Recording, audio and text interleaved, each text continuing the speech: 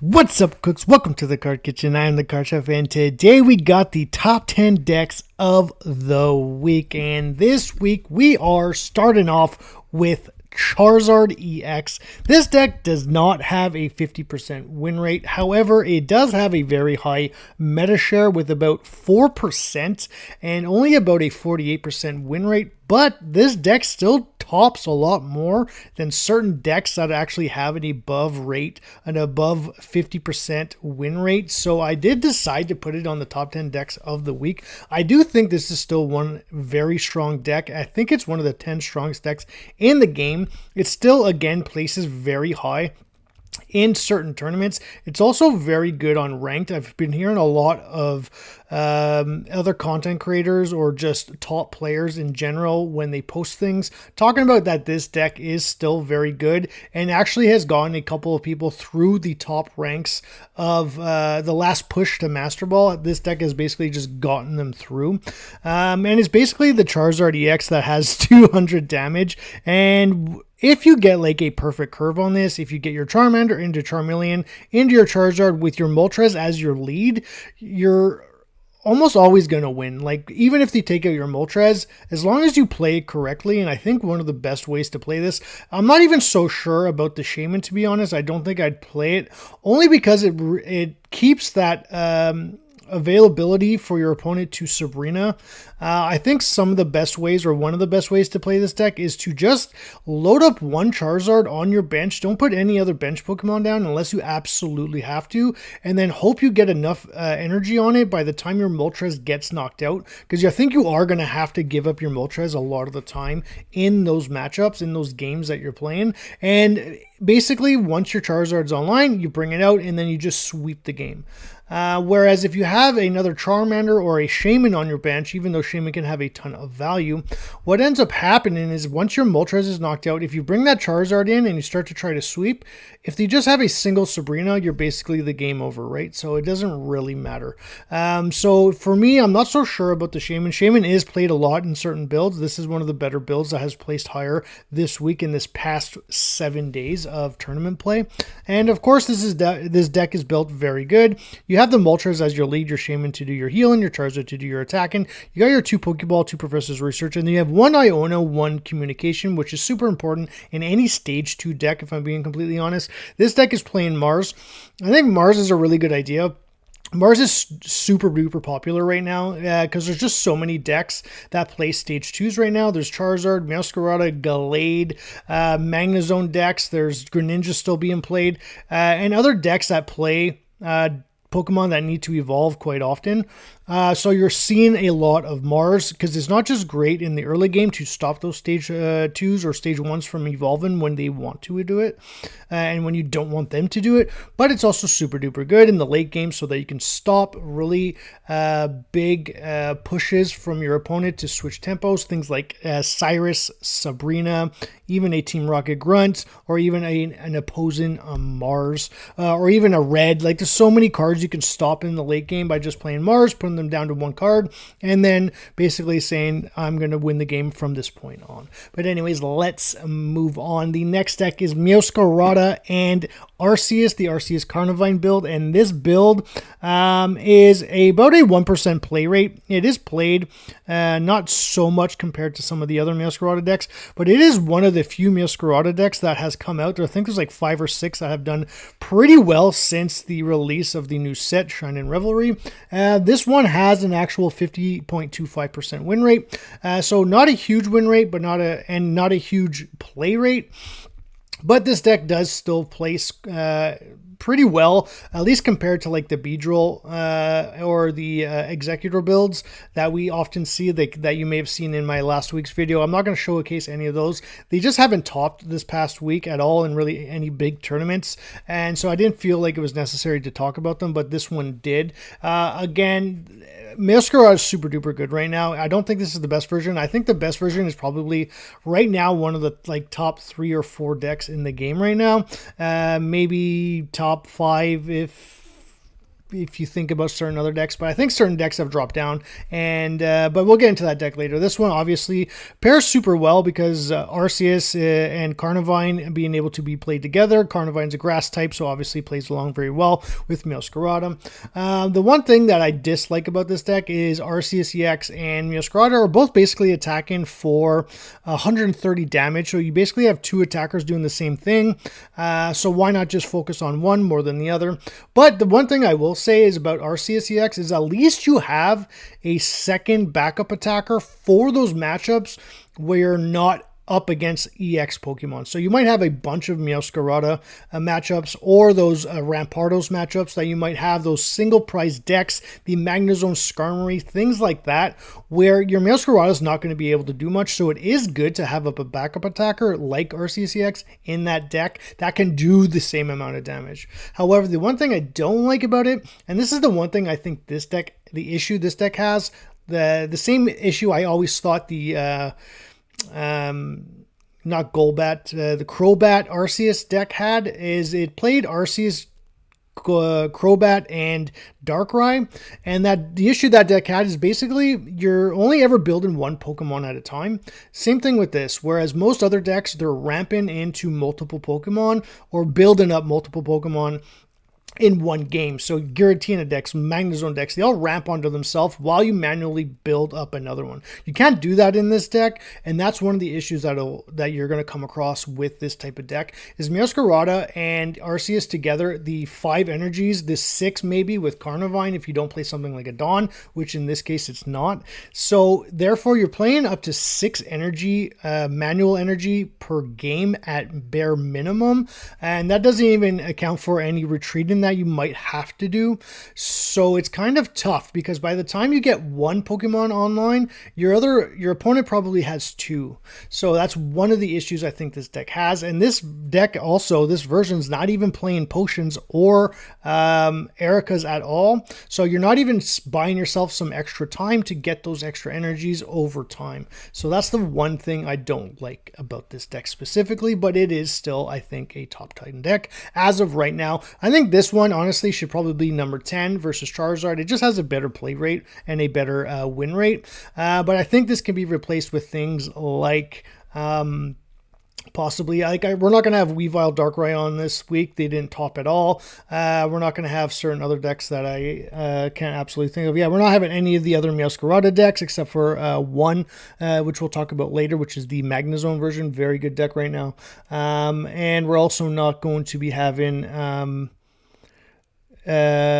basically any Palkia decks, no Articuno, no 18 Trainer and stuff like that. But anyways, let's move on to this version of Arceus. So Arceus Carnivine is actually still doing very good without Meowscarada. This version of the deck currently right now actually has a higher play rate than the Arceus Meowscarada. It has a 1% win or 1.24% play rate, which is about a 30% more play rate than the Meowscarada build, and it actually has a higher win rate with a 51.9%. So basically 52%. So almost 2% higher win rate than the Meowscarada build. So this is just standard Carnivine Arceus. No other big attackers, but basically what this deck does, it relies a lot on early game aggression while you build into your Arceus after you've been aggressive with your lead Pokemon. So obviously you want your lead to most likely be Carnivine, but you basically triple down on this by playing a Farfetch as well as a Rotom. So if you don't start with your Carnivine, who does 50 damage when Arceus is on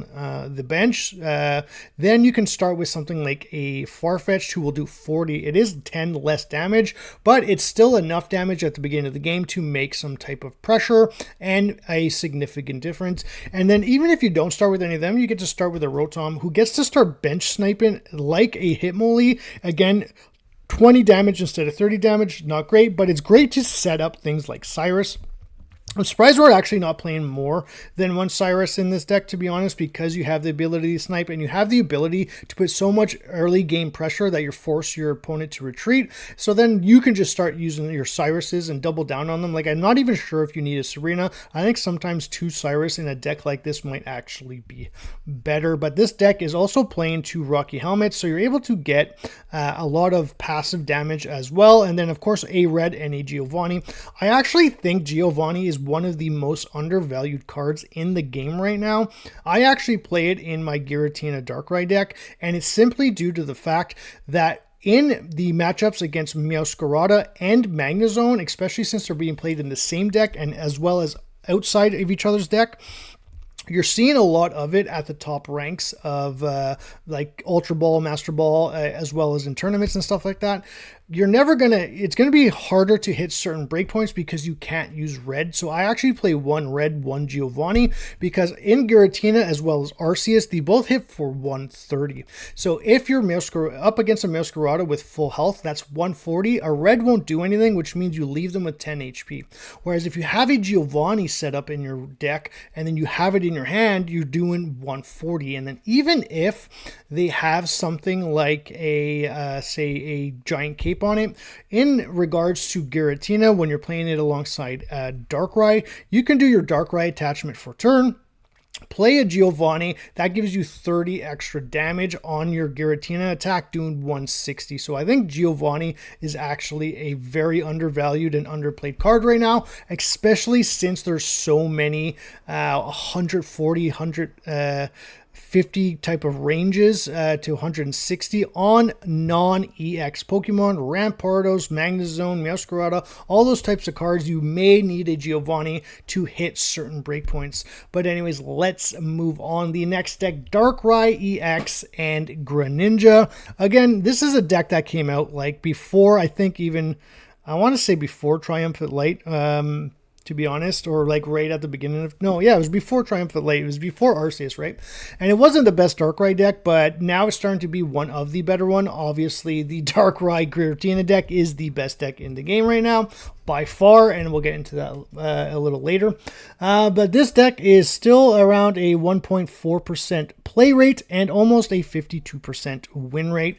This deck has started to add Giratina EX to it, which I think is a good idea, because you still want, again, the issue that most decks have that don't play ramps or ramp cards are the fact that other decks are doing it, right? So yes, I agree, you need at least one Giratina in this deck. I don't even know if you need the Druddigon, to be completely honest. Druddigon's being removed from the Darkrai Giratina deck, and there's a version that did very well. I think they got top 3 or 4 in the Day tournament, which was about 800 players, that basically played Darkrai Giratina with Greninja. So basically this deck, but no Druddigons and 2 Giratinas instead. And that deck did very well. And I think it's because the Druddigon is not absolutely necessary. You get so many breakpoints in these types of decks with Darkrai, with Reds, with things like Giovanni, if you play them, that and especially since you're playing Greninja, you don't really need the Druddigon, to be honest. I don't think you need to buy so much time with a Druddigon sitting in the front, and there's going to be a ton of times where like you have to play a Leaf to get your Druddigon out. But then you can't play things like Cyrus or Sabrina or Red or Dawn or whatever it might be that you want to play by bringing in the Pokemon you want to attack with, right? You're missing a breakpoint, or you want to bring out a Pokemon you know you can knock out, but you can't do Leaf and those other cards in the same turn, and so it's super duper unfortunate. And that's where I find with Druddigon, I removed it from my Giratina Darkrai deck as well, and I think it's been a lot more consistent and a lot more stronger. But this deck is really good. This deck with Greninja, I still think Greninja has always been good since day one. It's so funny because when Greninja first came out, not a lot of people were playing it, and then it ended up becoming one of like the best cards in the game, and it's still being played to this day in decks. And it's just so good. Once you get it online, you have that extra 20. You're always going to hit a breakpoint that you need. So Greninja and Druddigon in the same turn, that's already 40 extra damage for your Giratina EX, and this is why I'm surprised we're not playing a red in this deck, which is why I would probably remove 2 Druddigon, add a Giratina, and then add a red. Because then you can do Red, Darkrai, Greninja, all in the same turn. That's 60 plus 130. It's 190 damage. You're knocking out almost any single thing in the game. But anyways, let's move on. So the next deck, this deck, Skarmory Magnezone. So Skarmory Magnezone is actually pretty interesting, and this is a really smart idea to be playing the Steel Magnemite, and I'll get into that in one moment. But this deck, again, like the last deck we just looked at, came out like even before Triumphant Light. Was a very good deck. People really liked it. Was doing very well, and then kind of dropped off during Triumphant Light, and now it's back again. And it's because single price decks are doing pretty good, and early game pressure seems to be a good thing as well. Even though I don't like playing the early game pressure any longer, things like Skarmory Carnivine are doing very good in the meta right now. But the reason I've stopped playing that, and it's maybe because of last season, there were so many decks that just healed like crazy. All the grass decks healed with Erica. All the water decks healed with Irida. You had potions, you had capes. Now you have Pokemon Center Ladies. That anytime I play a deck with early game pressure that does minimal damage, 50 or 60, 70, 80 damage even a Darkrai sometimes is not enough, which is great which is what is great about Darkrai is that you can get that additional damage basically doing 100. And then, obviously passive damage as well. But doing 50 sometimes honestly does nothing. If you tack into, let's say, a Sprigatito, okay, oh my god, one next, like, he's almost knocked out, he's never going to get his Meowscarada online, and then all of a sudden the Erica, right? You attack into Manaphy with a cape, oh, okay, next turn I'll knock it out, all you have to do is Irida, right? So there's so much healing, at least last season, so maybe I should start playing these newer decks that are playing this, because maybe we're not seeing as much healing anymore. There's not as much grass in the meta right now. A lot of Meowscarada decks aren't always playing Erica, and the best water deck, there's only really one water deck, whereas like last season there was the Articuno 18 trainer, Palkia 18 trainer, Palkia Origin Form. There was a ton of decks last season for water, so there was probably a lot more healing going on in those decks as well. But again, super duper early game pressure, 140, 160 with a cape on your Magnezone is very good. They're not going to hit those breakpoints, which is again why I think you need to be playing Giovanni's in certain decks to make sure you can get those breakpoints that you're not getting because you can't play the red. Sabrina Cyrus, obviously a very good, great split. 1 XP to make sure you can get that Skarmory into the front without having to waste an energy. Obviously, you have to be playing 4 tool cards to make sure your Skarmory gets its full-on effect, being able to do 50 damage, because of course without a tool card you can only do 20. But then let's talk about the Magnemite, right? The Magnemite being the steel version, I actually 100% agree with this. First of all, it does 20 damage, which I think is the most damage any Magnemite can do.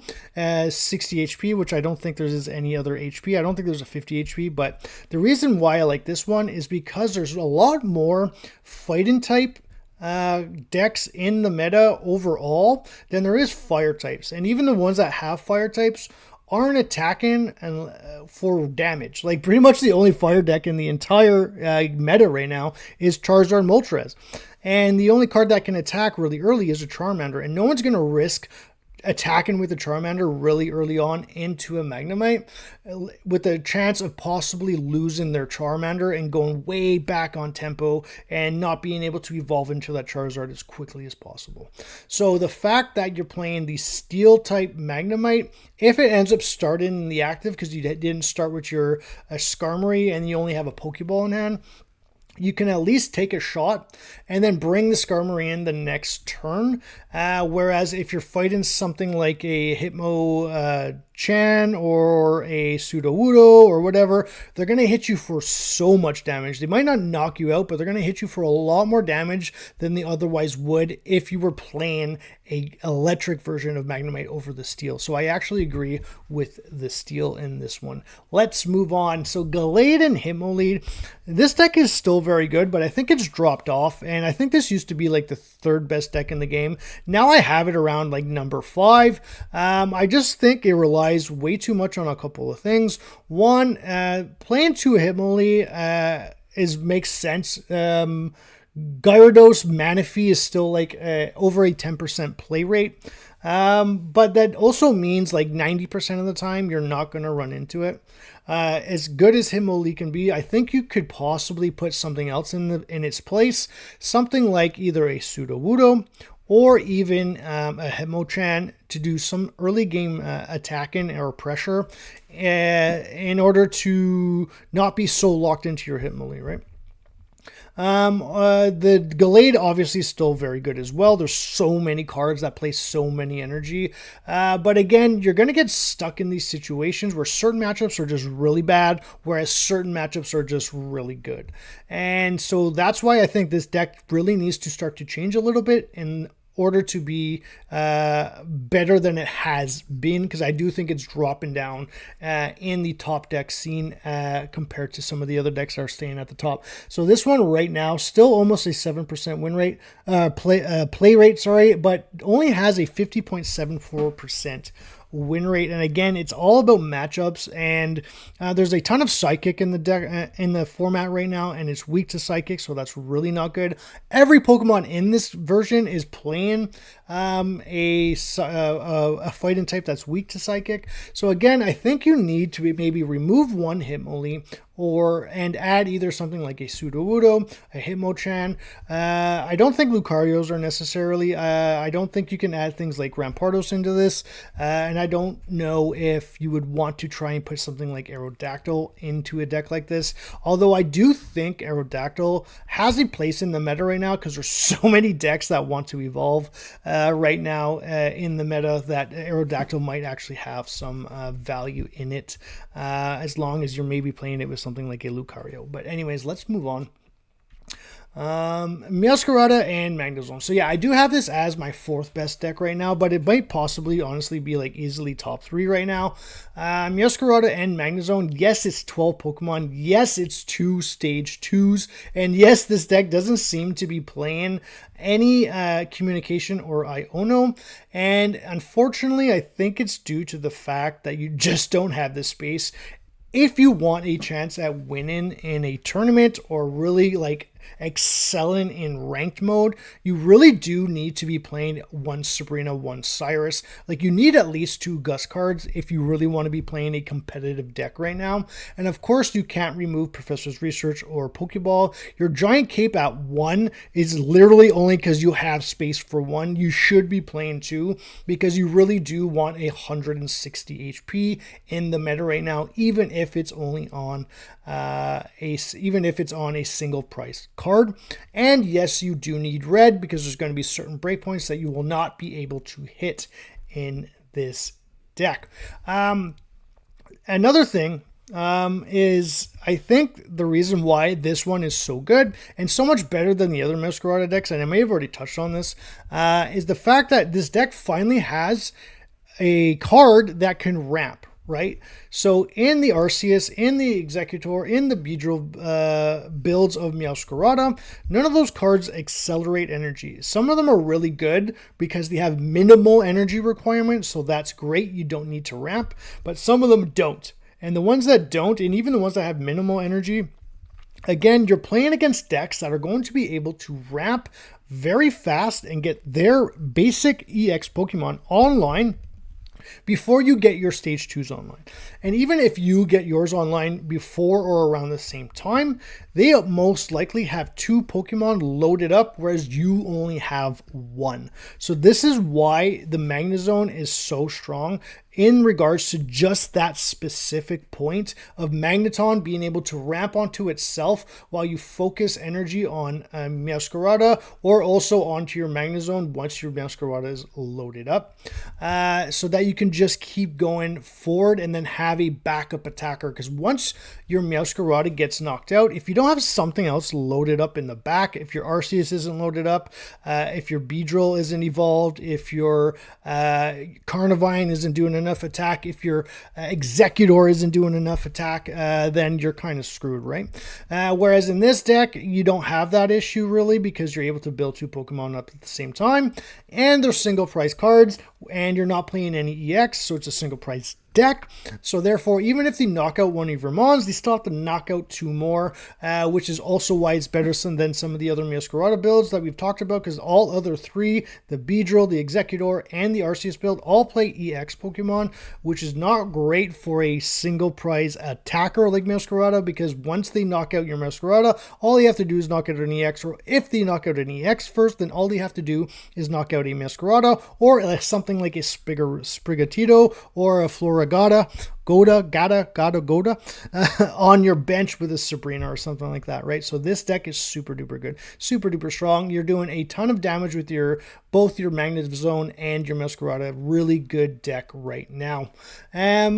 And just one more thing to say about this deck. I love how we're in week 3 going into week 4 right now of this meta, and we're still finding new decks. Last week, Magnezone Skarmory was not around. This deck was not around. Last week and the week before, the majority of Giratina Darkrai decks that were being played had Druddigon. Now they're not, and we're going to get into that one a little bit later, but the meta is still changing on a weekly basis, which is super duper cool. And I do think, and we'll talk about it again later, Giovanni needs to be in certain decks. But anyways, let's look at this. Giratina and Mewtwo EX, obviously pretty much 18 trainer, 17 trainer, very good deck. This is basically how Mewtwo EX and Gardevoir worked, but with way more space for way more cards because you're not playing 2 stage 2 lines. You're able to ramp with your Giratina EX. I believe this deck should absolutely be playing 2 Dawn, in my opinion, so that you can have the ability to, once you get 3 energy onto your Mewtwo, you can ramp one with Dawn or move one from Dawn that you ramped onto your Giratina a turn before. And then once you discard 2 energy and you've knocked out a Pokemon, you have the ability to do it again on the following turn. So I really do think Dawn is absolutely necessary, and I think it's necessary yet too, in my opinion. I do like the fact that this deck has so much space. You can play things like Pokemon Center Leader, Lake Potions. You can play 3 tools. You can put a red and a Giovanni, again Giovanni. Or you can play a Mars. You can even put in things like Team Rocket Grunt, which I play in one of my decks. You have 1 Sabrina, 1 Cyrus. There's so many one-of cards that you have in this because you have the ability to do it, to be able to answer any situation. And I think if we keep getting strong EX Pokemon that are basics, this is what most decks are going to look like going forward. Pretty much 1-ofs of everything and 2-ofs of the cards that you think are the most important that you need in your deck. So, I mean, basically your Giratina EX being able to do 130 and your Mewtwo EX being able to do 150, you're going to be one-shotting a lot of things, and if you're not, you're able to find those one-shots with Reds and Giovanni's or passive damage with your Rocky Helmet. And you're able to maybe even absorb some shots and then heal it with your center leaders, with your potions, and as well as increasing your HP with Giant Cape. So super duper good deck. So the number 2 deck in the game right now is probably still this deck, in my opinion. Origin Form, Palkia, Gyarados, and Manaphy.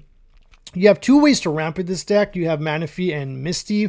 You have a Origin Form Palkia that could be a second attacker as well as a tank while you build up your Gyarados EX.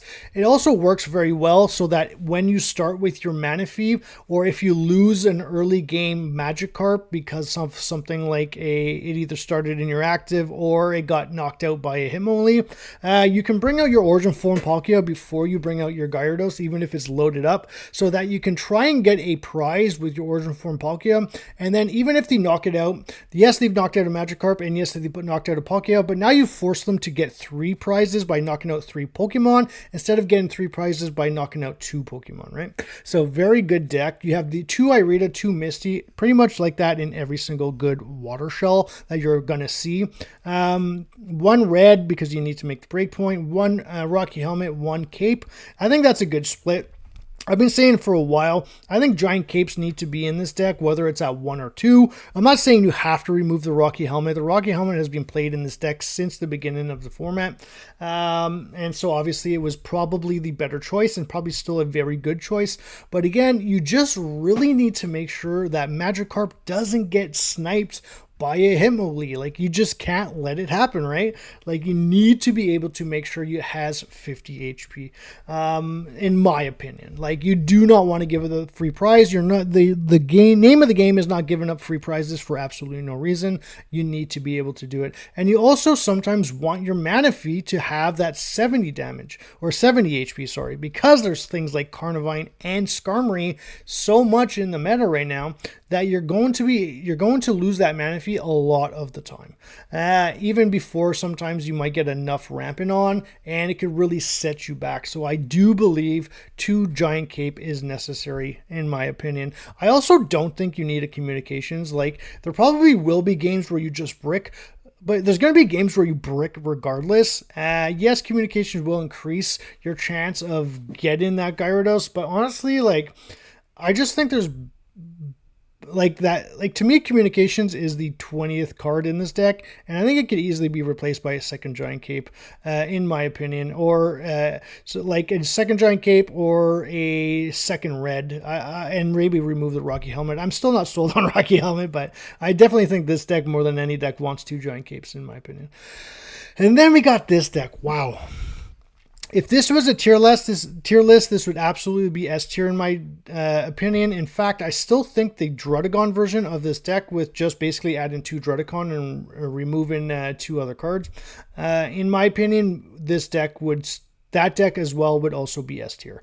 My first initial run in rank, basically to get me to Ultra Ball, was this deck with Druddigon. And then I've been kind of back and forth in Ultra Ball. Right now, I'll be getting to Master Ball before the end of the time frame or whatever. Like, I'm not so worried about it. But this version of the deck is actually a lot better. And I still think the Druddigon version is still better than most decks in the game right now, which is surprising to say. I've always thought this was the best deck in the game, and I was calling it right at the beginning. I definitely felt like it was. You just did way too much passive damage with everything that you had going on in the deck with Druddigon, Darkrai, and then being able to build up a Giratina EX for free, and then to be able to hit breakpoints with your red and your Darkrai EX. It was just super duper value. Now, I also did notice that as I was playing that deck, more specifically in the mirror match with the Druddigon build, that it was always way better to start with a Darkrai EX than a Druddigon, and then just get that, like, start to take advantage of the prize race that you're going to have with your opponent by knocking out their Druddigon. And then basically, hopefully your, Giratina is completely loaded up, and you're going to be able to get that breakpoint on the following turn by just being able to use Darkrai or Red or something like that in order to knock out that final EX Pokemon. And then I guess other people picked up on that fact. And last week, this deck won the Earthsea Day tournament. There wasn't many versions of it without Druddigon. Druddigon was still being played a lot. And then this week, this deck won the Earthsea Day again. And not only that, but the majority of the decks in the top was this build, was just 2 Giratina, 2 Darkrai. By removing the Druddigons, as you can see, this deck usually didn't play Rocky Helmets. Now it is. And so now you can basically just turn your Darkrai into a Druddigon whilst not having to use something like a Leaf to get the Druddigon out of the way and bring the Darkrai in. Again, I had mentioned earlier, there's a lot of times where when you have the Druddigon build, you have to Leaf it out. But then that means you also can't play things like Cyrus, Sabrina, Red, whatever it may be on that same turn because you were playing a Leaf already. By removing those cards, you're also able to possibly fit in things like Potions and Center Ladies in order to fix certain breakpoints. I've been playing the Potions, and I think I'm going to start to remove them because I find even when I did use them, it didn't really matter anyways, to be completely honest. I think... I don't know. I'll have to think about it. But my version of this deck is actually pretty much this, except I'm playing a Dawn. 100% I'm playing a Dawn. Again, as I mentioned, Giovanni I think needs to be in this deck. Your Giratina with 130 will not knock out a Meowscarada. With 140 it will. If your Meowscarada has a Giant Cape, 130 will not knock it out. A Giovanni with 140 won't, but then you can also compile it with being able to attach to your Darkrai that turn if your Giratina EX is already loaded up, giving you 160 to knock out that Meowscarada. Whereas if you're only playing a red, excuse me, I'm having trouble here. You won't be able to knock it out, and red basically becomes a completely useless card in your deck. I also think the Dawn is super duper good in this deck. The way I could best explain it is because Darkrai has 2 dark to 1 colorless requirements, if your Giratina has already ramped in energy, you could, on your second turn of manual attachment, attach your second dark to Darkrai and then don the Psychic that you already ramped from last turn from your Giratina onto your Darkrai and then just start attacking right away. So this is 2 things you have to think about when you're doing this. One, you're able to like do super duper early game, basically 100 damage by your second turn of attachment. You can possibly just start like sweeping games right off the bat. I've done it a couple of times, especially since think of it like an Articuno 18 trainer. If you get that lucky Misty Flip very early, then you're just going to completely take control of the entire game because you have one Pokemon that's already completely loaded up and you're ready to go. The downfall of that, though, is now you're basically have given up on ever building your Giratina EX. You're never going to build your Giratina EX at that point because you're only playing Dark Energy and you've already wasted the one or maybe one of the Psychic Pokemon energy it has on it to put it on the Darkrai. And not only that, but now you're not ending your turn with Broken Space Bellow, right? Because now you're attacking. And you're not just going to stop attacking if your Darkrai is already loaded up. You're going to keep trying to attack to win the game as early as possible. So that is something to think about. But I do think it's worth playing the Dawn just to have that option in there. It's also really good if you're missing a red and it's still in your deck. Then what you can do is if your Giratina is missing a breakpoint, you can actually attach... so say it's missing his breakpoint, but you need to attach an energy to Giratina in order to make it attack at all. What you do is you attach it to your Darkrai, you get the 20 damage, you don it onto your Giratina, and now it's doing 150, and that 150 might be absolutely important that turn in order to knock out your opponent and get 2 prizes, right? So it kind of works as a second red as well. But anyways, this is it for the top 10 decks of the week. Let me know what you think. Let me know if you think this is the best deck. I think it's absolutely the best deck in the game. Almost a 15.19% meta share, almost a 54% win rate, which is basically the highest win rate in the game right now for top decks, especially being played at that high of a play rate. Let me know what you think of the Drotagon build, if you think that's the second best deck, or if you think it's a peg down below a lot of the ones that we talked about. I actually think this and the Drotagon build are the top 2 decks in the game right now. Let me know what you think. But anyways, with that being said, leave a comment in the comment section below, like, subscribe, and share, and as always, keep cooking.